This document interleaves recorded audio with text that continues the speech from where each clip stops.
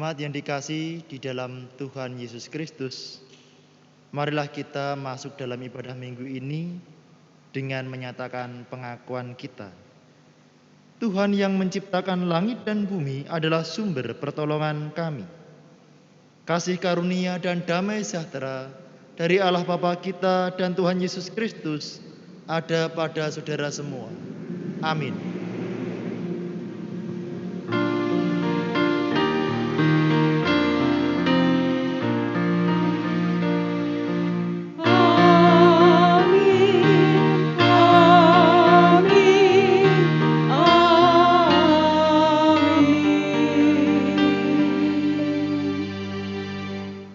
Jemaat dipersilakan untuk duduk. Jemaat yang dikasihi oleh Tuhan Yesus Kristus, marilah kita masuk dalam ibadah minggu ini dengan penuh ucapan syukur dan sukacita. Bersama kita memuji nama Tuhan melalui Kidung Jemaat nomor 3, bait 1 dilanjutkan bait yang kedua.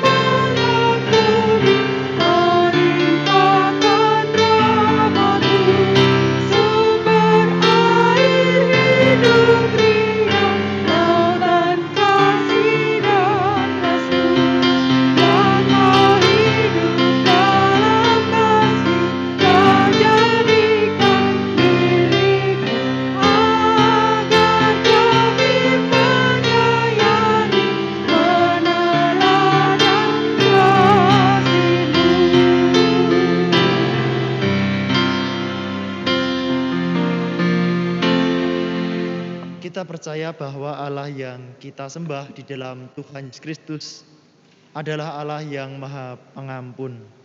Oleh karena itu, marilah kita datang di dalam Tuhan dengan bersama menyatakan pengakuan dan penyesalan akan dosa kita melalui pembacaan kitab Injil Matius 22 ayat 37 sampai 40. Jawab Yesus kepadanya, "Kasihilah Tuhan Allahmu dengan segenap hatimu dan dengan segenap jiwamu dan dengan segenap akal budimu. Itulah hukum yang terutama dan yang pertama. Dan hukum yang kedua yang sama dengan itu ialah, kasihilah sesama manusia seperti dirimu sendiri.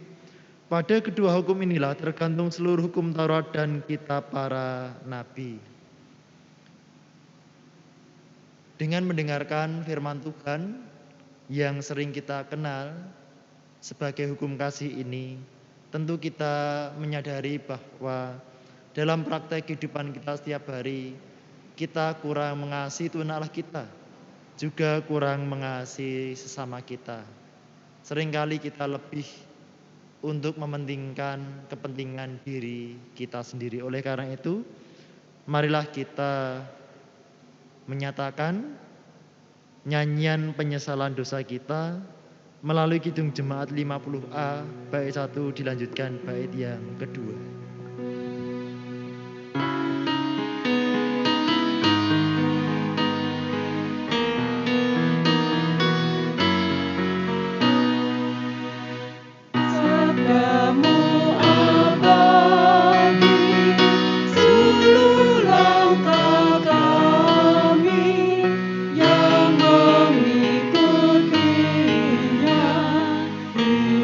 Sukacita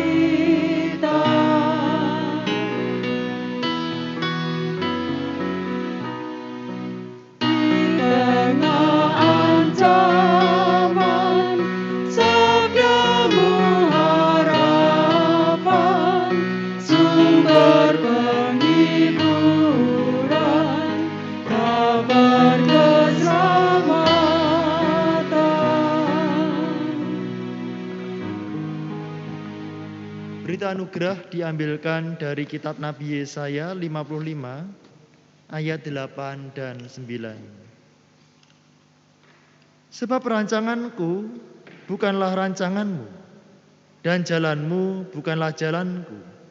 Demikianlah firman Tuhan.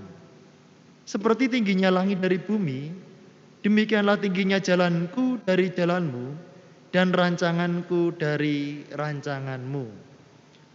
Petunjuk hidup baru diambilkan dari kitab Roma pasal 8 ayat 28. Kita tahu sekarang bahwa Allah turut bekerja dalam segala sesuatu untuk mendatangkan kebaikan bagi mereka yang mengasihi Dia, yaitu bagi mereka yang terpanggil sesuai dengan rencana Allah.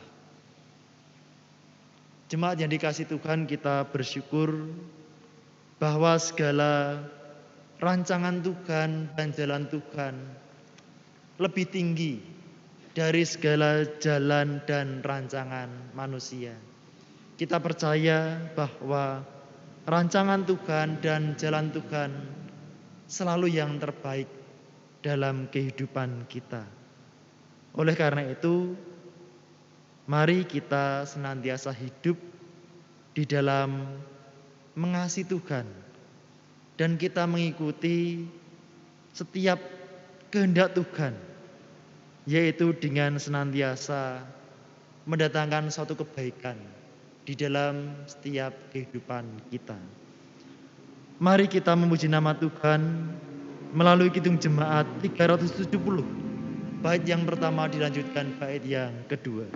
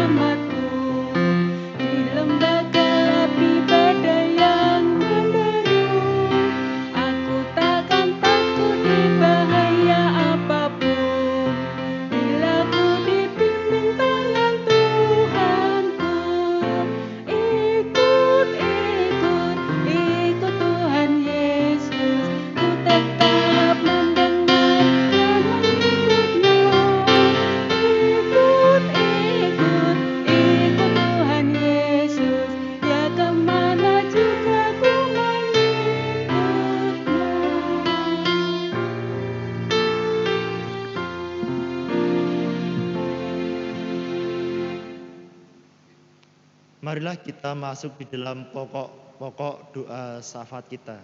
Bersatu hati kita masuk di dalam doa. Tuhan Allah Bapa kami, di dalam saat doa ini kami menghadap kehadirat Tuhan, menaikkan segala puji syukur, terima kasih kami atas setiap berkat pemeliharaan Tuhan dalam kehidupan kami. Tuhan, kami menyadari bahwa segala sesuatu boleh terjadi dalam kehidupan kami karena Tuhan sendiri yang berkehendak dan mendatangkan kebaikan bagi kami. Sekarang ini Bapa, di dalam saat doa ini kami pun teringat dan berdoa untuk saudara-saudara kami yang saat ini sedang sakit, baik mereka yang dirawat di rumah sakit ataupun dirawat di rumah. Kami berdoa untuk keluarga Bapak Ibu Heru Istimur.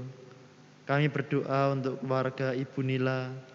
Kami berdoa untuk keluarga Bapak Suparjo Ibu Kristin, untuk Bapak Stefanus Aris, untuk Ibu Harti, Demikian pula kami berdoa untuk Ibu Triyanti, untuk Ibu Ririn, Bapak Aristia, Ibu Untaryati, keluarga Bapak Joko Suwarno, saudara kami Eliata, untuk Ibu Putri, untuk Saudari Trivena, Bapak Suryadi, dan juga Ibu Astri. Ya Tuhan, kiranya Engkau memberikan kekuatan iman, memberikan kekuatan jasmaninya. Biarlah saudara-saudara kami yang sakit ini boleh mendapatkan kesembuhan yang dari Tuhan. Di dalam masa-masa pemulihan kesehatan, berikanlah kesabaran, tumbuhkanlah pengharapan di dalam Tuhan Yesus Kristus. Biarlah melalui setiap obat-obatan, vitamin, perawatan kesehatan yang dijalaninya saat ini boleh menjadi sarana untuk kesembuhan saudara-saudara kami ini. Tuhan, kami pun berdoa untuk pemerintah bangsa dan negara Indonesia ini Bapa. Kiranya Engkau memberkati para pemimpin bangsa kami yang saat ini masih bergumul di dalam mengatasi pandemi COVID-19. Kiranya Tuhan mampukan sehingga pemimpin bangsa kami ini diberikan hikmat untuk menentukan kebijakan apa guna mengatasi pandemi COVID-19 ini. Juga di dalam mengatasi masalah-masalah hukum, masalah-masalah politik, dan masalah yang lain yang dihadapi oleh bangsa dan negara Indonesia ini Bapa. Tuhan, kami berdoa untuk gereja-Mu di GKJ Sabtu Mulia ini. Berkatilah gereja Tuhan ini sehingga terus terbina di dalam persekutuan, di dalam pelayanan, di dalam kesaksian. Sekalipun masih dalam keterbatasan, tapi kami percaya bahwa karya Tuhan terus dilaksanakan melalui GKJ Sabtu Mulia ini. Mampukan kami sebagai warga jemaat terus berpartisipasi untuk memuliakan nama Tuhan, untuk menjadi jalan kebaikan bagi sama kami. Terima kasih Bapa, inilah doa kami. Ampunilah kami akan dosa kami. Di dalam nama Tuhan kami Yesus Kristus kami berdoa. Amin.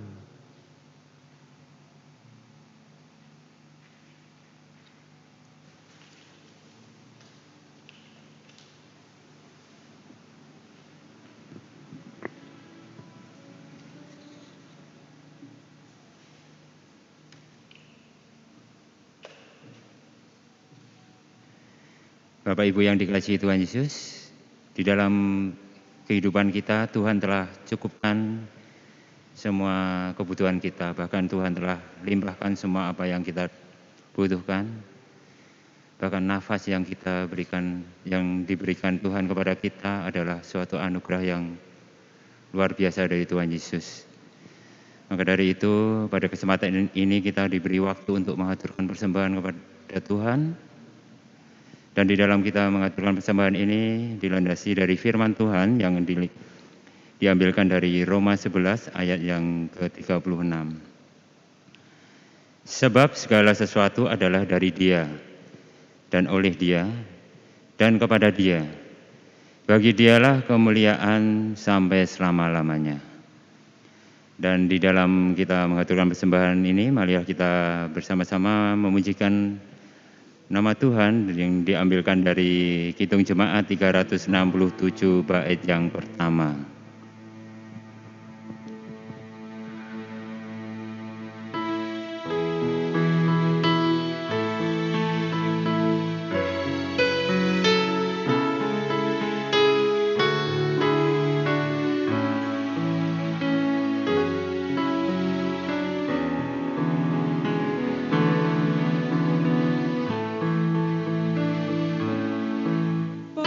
Padamu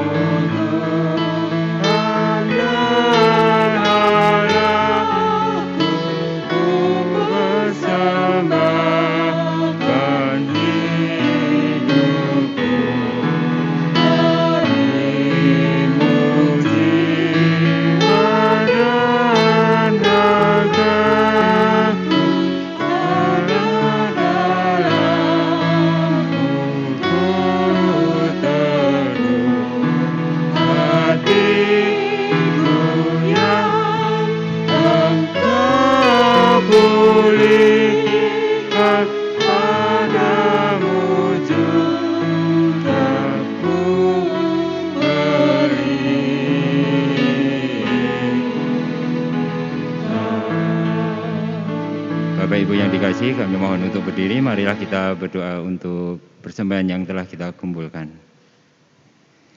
Tuhan Yesus, Tuhan yang baik, yang selalu di dalam kehidupan kami. Tuhan, pada kesempatan ini, hamba-Mu menghadap kehadirat-Mu untuk mengaturkan puji dan syukur kami. Karena Engkau telah cukupkan, bahkan limpahkan segala kebutuhan kami sampai hari ini. Pada kesempatan ini Tuhan, kami terkhusus berdoa untuk persembahan yang telah kami kumpulkan. Tolong Tuhan sucikan persembahan ini. Semoga persembahan ini dapat kami pergunakan untuk pelayanan-Mu di GKJ Sabdo Mulyo ini ya Tuhan. Kami juga berdoa untuk hamba-Mu yang mengelola persembahan ini ya Tuhan. Kiranya Tuhan jauhkan dari dosa-dosa dan kiranya dapat memberikan ke pos-pos yang sesuai untuk pelayanan-Mu. Tuhan, sebentar lagi kami juga akan mendengarkan firman-Mu yang akan dilayani oleh Pendeta Dhani Arianto STH ya Tuhan. Buka hati dan pikiran kami Tuhan, supaya firman-Mu ini dapat kami pergunakan untuk tuntunan di dalam langkah hidup kami selanjutnya. Ampuni segala dosa kami ya Tuhan, di dalam kami mengaturkan persembahan ini. Hanya di dalam nama Tuhan Yesus Kristus kami berdoa dan mengucap syukur. Haleluya, amin.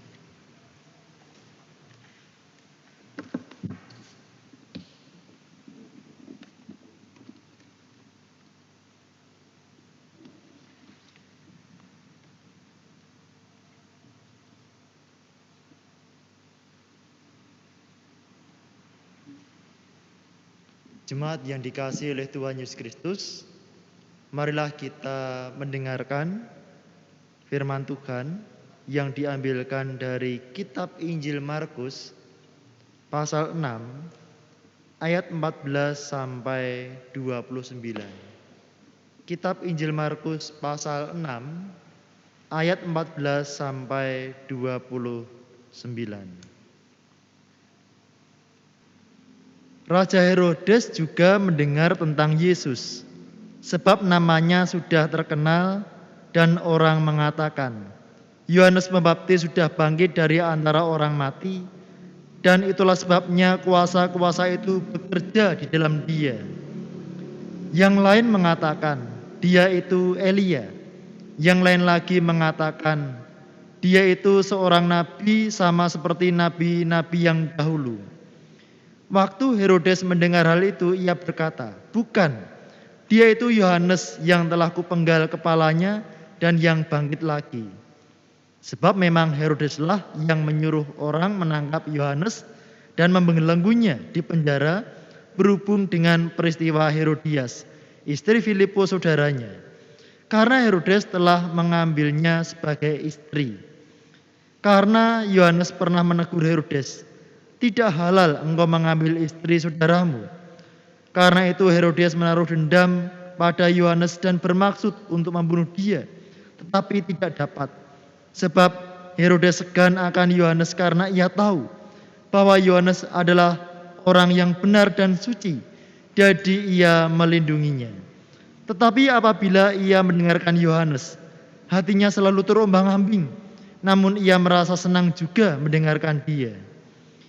Akhirnya tiba juga kesempatan yang baik bagi Herodias, ketika Herodes pada hari ulang tahunnya mengadakan perjamuan untuk pembesar-pembesarnya, perwira-perwiranya, dan orang-orang terkemuka di Galilea. Pada waktu itu anak perempuan Herodes tampil lalu menari, dan ia menyukakan hati Herodes dan tamu-tamunya. Raja berkata kepada gadis itu, minta daripadaku apa saja yang kau ingini, maka akan kuberikan kepadamu. Lalu bersumpah kepadanya, apa saja yang kau minta akan kuberikan kepadamu, sekalipun setengah dari kerajaanku. Anak itu pergi dan menanyakan ibunya, apa yang harus kuminta? Jawabnya, kepala Yohanes Pembaptis. Maka cepat-cepat ia pergi kepada raja dan meminta, aku mau supaya sekarang juga engkau berikan kepadaku kepala Yohanes Pembaptis di sebuah talam. Lalu sangat sedihlah hati raja, tetapi karena sumpahnya dan karena tamu-tamunya, ia tidak mau menolaknya. Raja segera menyuruh seorang pengawal dengan perintah supaya mengambil kepala Yohanes. Orang itu pergi dan memenggal kepala Yohanes di penjara. Ia membawa kepala itu di sebuah talam dan memberikannya kepada gadis itu, dan gadis itu memberikannya pula kepada ibunya. Ketika murid-murid Yohanes mendengar hal itu, mereka datang dan mengambil mayatnya, lalu membaringkannya dalam kuburan. Demikianlah firman Tuhan. Yang berbahagia adalah mereka yang mendengar firman Allah dan yang memeliharanya. Haleluya.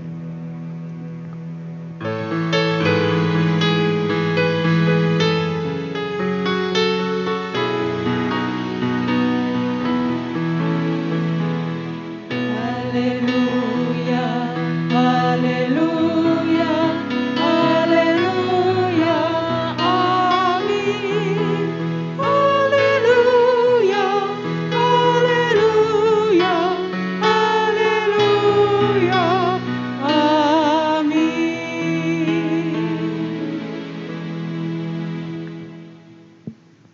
Shalom Bapak Ibu dan Saudara yang dikasihi oleh Tuhan Yesus Kristus. Salam sejahtera bagi Bapak Ibu dan Saudara yang saat ini sedang melaksanakan ibadah di rumah masing-masing. Bapak Ibu dan Saudara yang dikasihi Tuhan, mungkin Bapak Ibu dan Saudara pernah mendengar istilah Njogo Projo. Ini dari bahasa Jawa. Istilah Njogo Projo bisa diterjemahkan menjaga harga diri. Setiap orang tentu memiliki harga diri.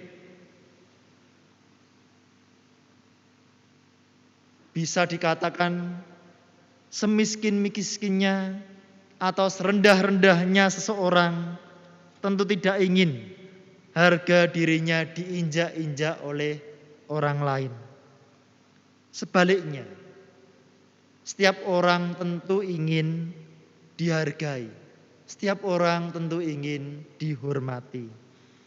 Di sini kita bisa mengerti bahwa harga diri ini bukan tentang jabatan, kekayaan, tingkat pendidikan, atau sesuatu yang memiliki nilai material lainnya. Harga diri menjadi bagian proses perwujudan manusia sebagai seorang pribadi. Harga diri dalam bahasa Inggrisnya self-esteem adalah penilaian individu terhadap hasil yang dicapai dengan menganalisa seberapa jauh perilaku memenuhi ideal dirinya. Harga diri merupakan penilaian individu terhadap kehormatan dirinya yang diekspresikan melalui sikap terhadap dirinya. Penghargaan diri juga kadang dinamakan sebagai martabat diri. Berkaitan dengan harga diri ini, kadang-kadang orang rela untuk melakukan segala sesuatu demi mempertahankan, demi menyelamatkan harga dirinya. Sekalipun apa yang dilakukan itu bertentangan atau bertolak belakang dengan kebenaran atau firman Tuhan. Lalu bagaimana dengan kehidupan kita sebagai anak-anak Tuhan? Apakah harga diri kita dibangun sesuai dengan firman Tuhan? Marilah kita merenungkan firman Tuhan dari kitab Injil Markus pasal 6 ayat 14 sampai 29. Bermula dari teguran Yohanes Pembaptis terhadap Raja Herodes Antipas pada waktu itu, yang telah mengambil Herodias, yaitu istri Filipus saudaranya, untuk menjadi istrinya. Rupanya ini mengandung risiko yang besar. Raja Herodes memenjarakan Yohanes Pembaptis.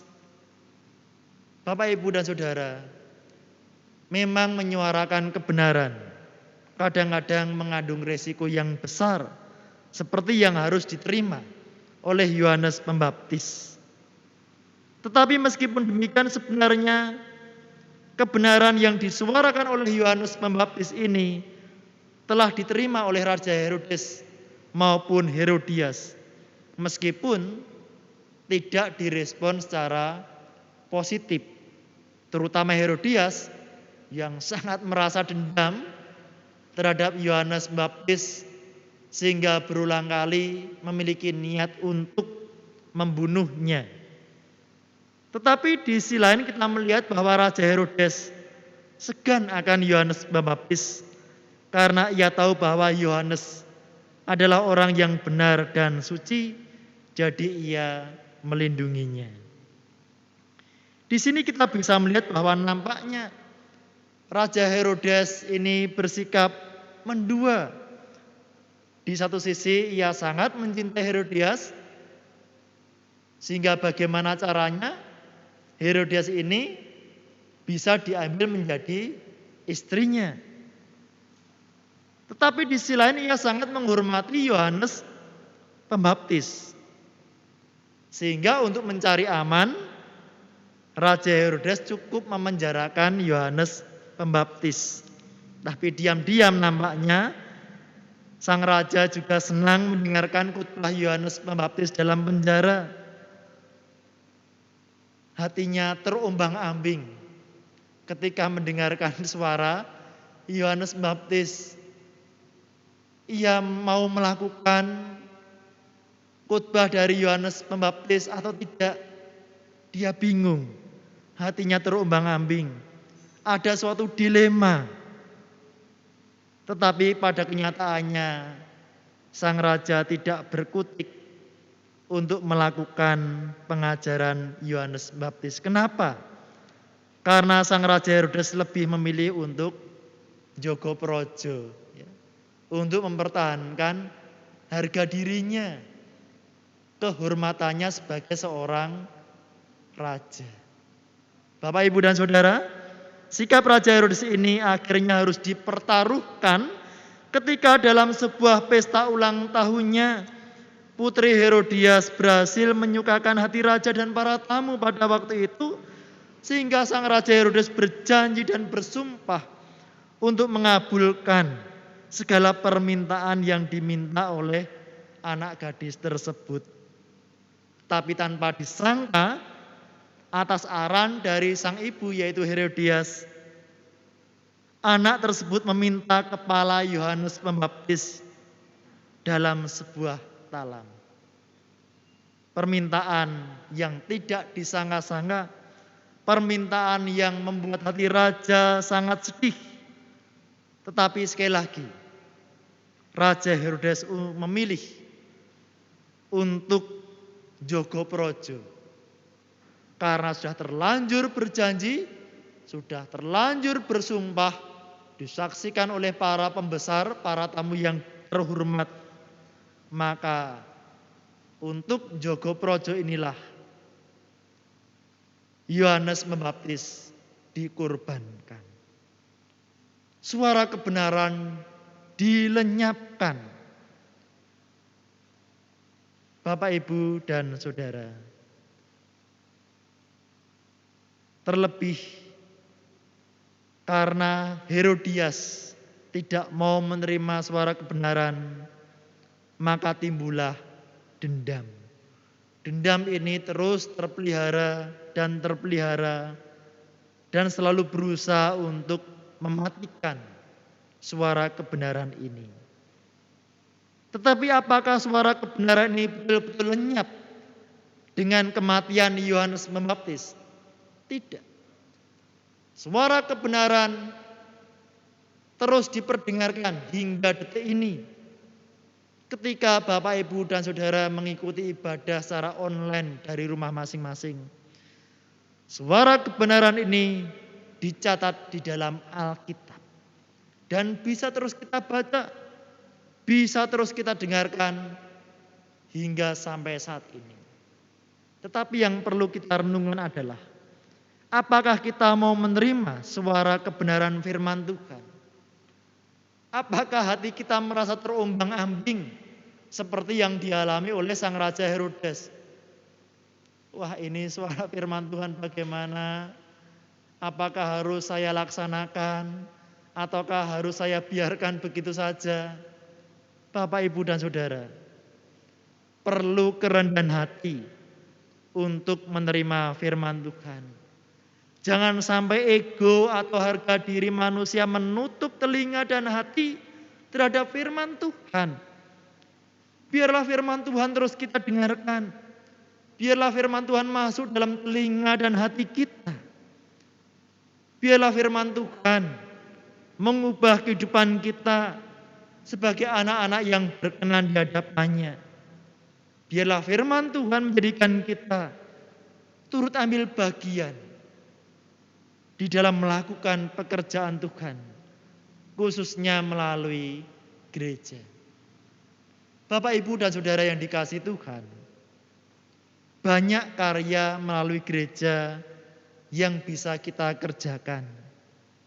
Misalnya, meskipun di saat-saat sulit seperti ini, di tengah-tengah pandemi COVID-19, Bapak, Ibu, dan Saudara bisa terus mendukung di dalam meningkatkan taraf pendidikan jemaat di GKJ Sabdo Mulyo melalui Komisi Pendidikan. Bapak, Ibu bisa terus terlibat di sana. Yang lain, Bapak, Ibu, dan Saudara bisa mendukung pemulihan kesehatan jemaat di masa pandemi COVID-19, baik dengan mengikuti program Jogo Tonggo, ya ada ya program di Kelurahan Jogo Tonggo, atau gerakan-gerakan peduli sosial lainnya yang bisa membawa manfaat bagi sesama yang membutuhkan. Bapak, Ibu, dan Saudara, sebaik-baiknya program pemerintah tetap membutuhkan dukungan masyarakat, termasuk kita sebagai gereja. Oleh karena itu, mari kita terus mendukung program pemerintah, khususnya di dalam menerapkan protokol kesehatan di masa pandemi COVID-19, yaitu dengan menerapkan 5M. Ini tidak jemu-jemunya saya suarakan, Bapak, Ibu, ya. Memakai masker, ya. Menjaga jarak, rajin mencuci tangan atau memakai hand sanitizer, menghindari kerumunan dan mengurangi mobilitas. Kita juga perlu mendukung program di gereja ini. Misalnya di dalam pengadaan tempat parkir gereja atau di dalam pembangunan ruang sekolah minggu dan program-program yang lain. Bapak, Ibu, dan Saudara, seringkali tindakan-tindakan yang demikian sekali lagi memerlukan kerendahan hati, memerlukan pengorbanan, termasuk mengendalikan ego dan tidak lagi berbicara tentang harga diri.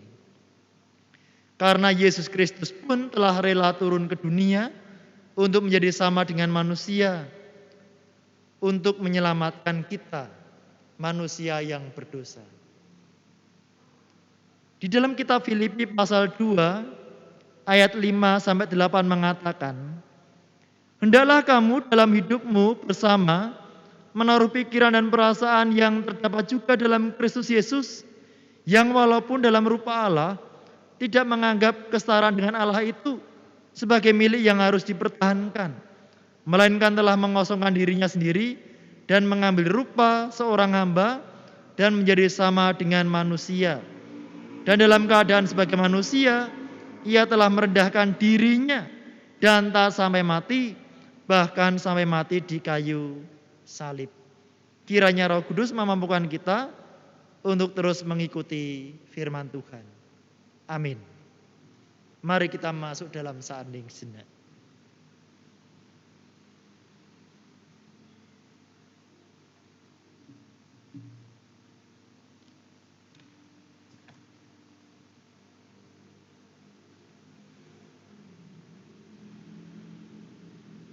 Ya Tuhan Allah Bapa kami bersyukur atas taburan firman Tuhan yang baru kami terima di dalam ibadah minggu saat ini.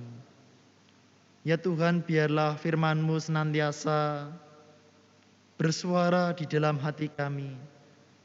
Dan biarlah dengan kerendahan hati kami menerima dan melaksanakan firman Tuhan dalam kehidupan kami setiap hari. Bapa, ajarlah kami untuk terus menyuarakan kabar kebenaran. Terima kasih Tuhan. Saat ini kami bersama menaikkan doa Bapa kami. Bapa kami yang di surga, dikuduskanlah nama-Mu, datanglah kerajaan-Mu, jadilah kehendak-Mu di bumi seperti di surga. Berikanlah kami pada hari ini makanan kami yang secukupnya, dan ampunilah kami akan kesalahan kami, seperti kami juga mengampuni orang yang bersalah kepada kami. Dan janganlah membawa kami ke dalam pencobaan, tapi lepaskanlah kami daripada yang jahat. Karena Engkau-lah yang punya kerajaan dan kuasa dan kemuliaan sampai selama-lamanya. Amin.